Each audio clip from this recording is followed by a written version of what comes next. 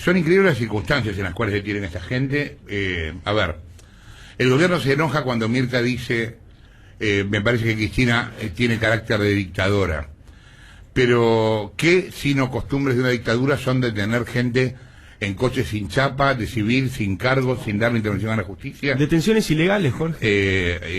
Es increíble. O sea, eso pasaba hace muchos años y había dejado de pasar. Hace 15 días, además.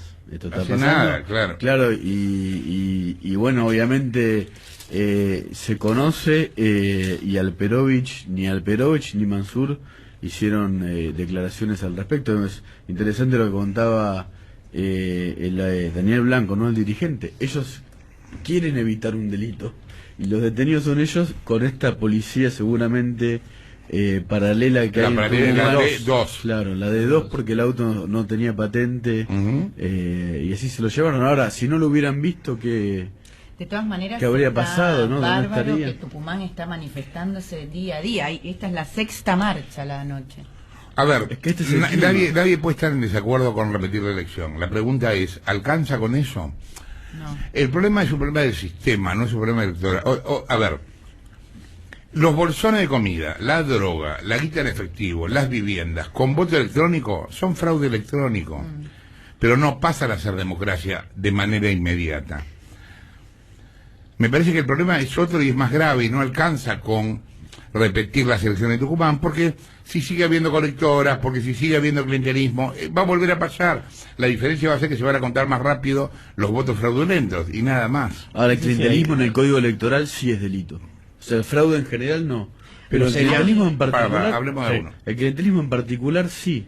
Entonces, yo no sé si eso es tan difícil de arreglar, porque con un fiscal de la justicia en algunos lugares, en determinados lugares, donde se sabe que esto ocurre, eso tal vez se pueda... Es que no hay determinados lugares. Esto ocurre en la Argentina. Ya sé, ayer mostramos cómo están duplicando DNI, cómo reparten...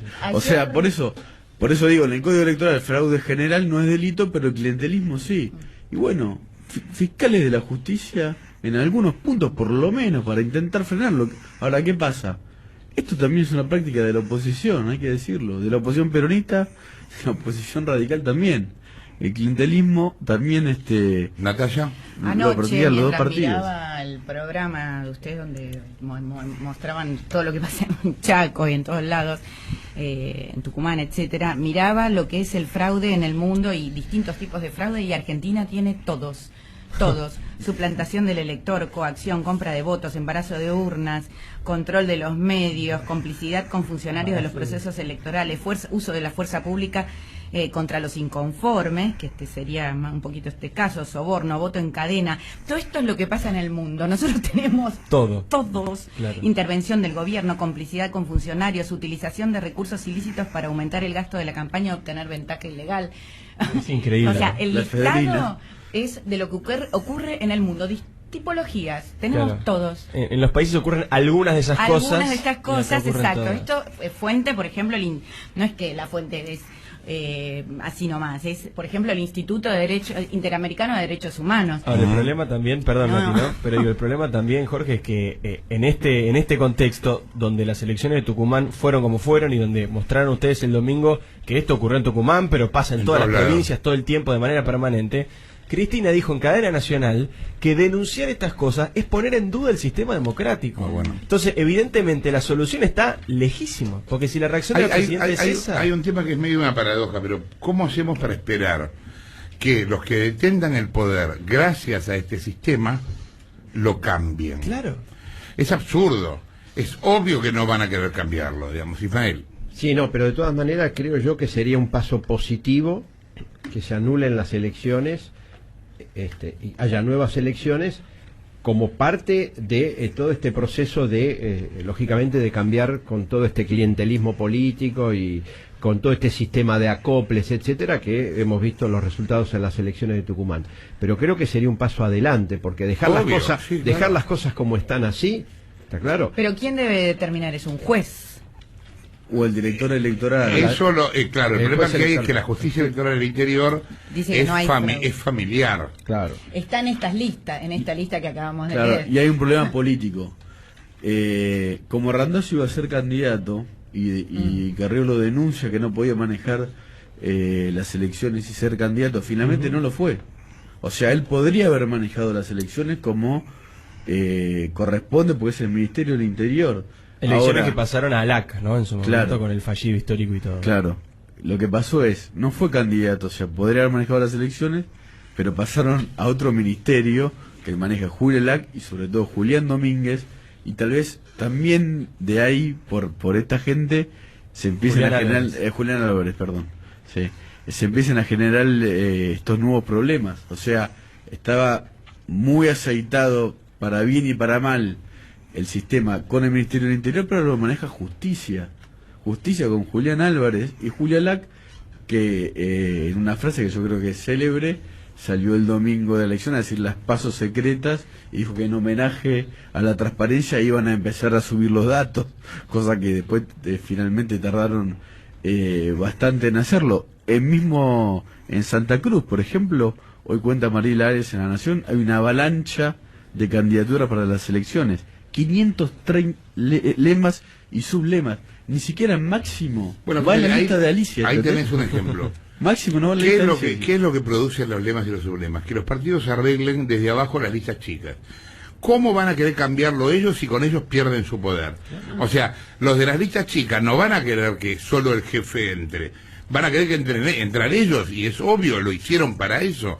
O sea, uno no puede esperar que desde los partidos se cambie la estructura de los lemas. Se tiene que cambiar de arriba para abajo, en este caso. Porque además, Jorge, tiene que haber una decisión política de arriba diciendo, bueno, se terminaron los lemas, hermano. La ley de lemas acaba de ser declarada constitucional por la Cámara en el Sur. Esto pasó hace minutos, justamente para esta elección. Entonces digo, no es que hace 25 años que... Hay un tema complicado con vistas a octubre, que es que si, supongamos, hay distintas encuestas, por supuesto, operadas o no y demás. Ahora, ¿qué pasa si a la elección de octubre se llega con un porcentaje mínimo de diferencia entre los dos que sean? ¿Cuál es la legitimidad política que puede tener un gobierno surgido de ese mínimo de diferencia en un contexto que se da en un país a donde vemos que el fraude y el clientelismo son moneda corriente? Es muy complicado. ¿Cómo va a ser para gobernar un tipo que tiene un punto y medio de diferencia con el otro y que ese punto y medio es cuestionado? Bueno, esto lo planteó Mauricio Macri en Tucumán, que dijo con todas las letras, Juan Mansur no tiene legitimidad para gobernar Tucumán, no tiene autoridad moral para gobernar Tucumán si no hay elecciones nuevamente. Digamos, esto es lo grave, que estamos muy cerca de las elecciones de octubre, falta muy poquito. Digamos, incluso cuando la semana pasada se discutía el tema de la modificación o no de la manera en que votamos, boleta única electrónica, lapicera eléctrica, lo que vos quieras, digo, bueno, nos dimos cuenta tan tarde. Es lo que decimos siempre, ¿no? Esta idea de nosotros también tenemos que hacer las cosas. Nos dimos cuenta muy tarde de que este sistema no iba más. Digamos, hace rato que lo sabemos. Ya en las PAS hubo lío. Ahora, ni siquiera es con las elecciones de octubre. De octubre y ahora hay Chaco, en septiembre. ¿Y qué pasa si en Chaco también? Pero, perdón, ¿vos tenés alguna duda que en Chaco va a pasar lo mismo? No, obvio, por eso. Igual, eso va a generar un clima, porque hasta ahora pasó Santa Fe. O sea, no se conoce el escrutinio definitivo de las PASO. No. ¿Qué pasa si el escrutinio Yo ayer definitivo... contaba en el monólogo, en Pinamar, sí, no en el estado de Texas, en Pinamar, votan 15.000 tipos y hace 3 semanas que están contando. 15.000 tipos, 3 semanas, y todavía no saben quién carajo ganó. Si no podemos hacer un escrutinio en Pinamar, estamos en un problema. Es que yo creo que tiene que ver con este paso de las elecciones de Randazzo a LAC. No estoy defendiendo a Randazzo. Yo ya conté cómo estaban duplicando documentos en el RENAPER y hay imputados. No es un problema de nombres, Nico, no es un problema de Randazzo o de Alac, no, de la estructura, pero... o de Álvarez, es un problema estructural. Pero está más esté el que esté va a hacer lo mismo, no importa. Pero los 200.000... Cuidado con el Chaco, porque en Chaco hay pleno empleo. Sí, claro. Hay desocupación cero, no cuidado con eso. Ahí le van a pedir a 3 votos en la urna. No, pero además, por ejemplo, los 200.000 votos que dice Felipe Solá le robaron, no se van a saber quizás hasta después del balotaje, si es que hay, ¿no? O sea... Pero si gana en primera vuelta Scioli o no gana, o hay balotaje, no se va a saber si en las PASO hubo robo de... Eso es muy interesante porque no están llegando en el recuento, justamente a pedido de Felipe Solá, no están llegando con los tiempos, ni siquiera pueden estar acorde a los términos que exige el Código Electoral. Decían el fin de semana los que estaban laburando justamente con la denuncia de Felipe Solá Mira, no llegamos, tenemos que, digamos, cierra la cuestión del escrutinio definitivo el fin de semana que viene y no llegamos, tenemos que seguir contando, no tenemos posibilidad física de llegar. Entonces, ahora, ni siquiera las denuncias son atendidas. ¿Qué pasa si el escrutinio definitivo, por ejemplo, le da Scioli 40 o 41? La diferencia entre balotaje no es que estaba en 39-9 por ahí, o sea, en el recuento. Es que la diferencia de un punto, Jorge, que vos marcabas recién. Es lo que estábamos diciendo recién. Es la diferencia entre balotaje o no, digamos, es absolutamente clara, porque no es solamente la diferencia entre los dos candidatos. Son los 10 puntos de diferencia si Scioli saca más de 40. 40 más 10 evita el balotaje, y 10,3 también, y 10,01 también evita el balotaje. Sí, entonces, es ¿cuántos votos son? Habría que hacer un cálculo. Ahora, con todo este asunto de los acoples, etcétera, vos sabés que había 1125 posibilidades de votar en Tucumán. O sea, tenías tantas combinaciones posibles por la cantidad de acoples y colectoras, que tenías 1120, o sea... Un cuarto oscuro en Tucumán debe haber sido un quilombo increíble. Exactamente. Yo no vi ninguna imagen de las boletas, pero debe haber sido increíble. Exactamente, sí. Cientos. Sí. El 3% del electorado era candidato. Está bien, es la idea griega de la democracia. Hemos vuelto a la poli, señores, son las 10:57.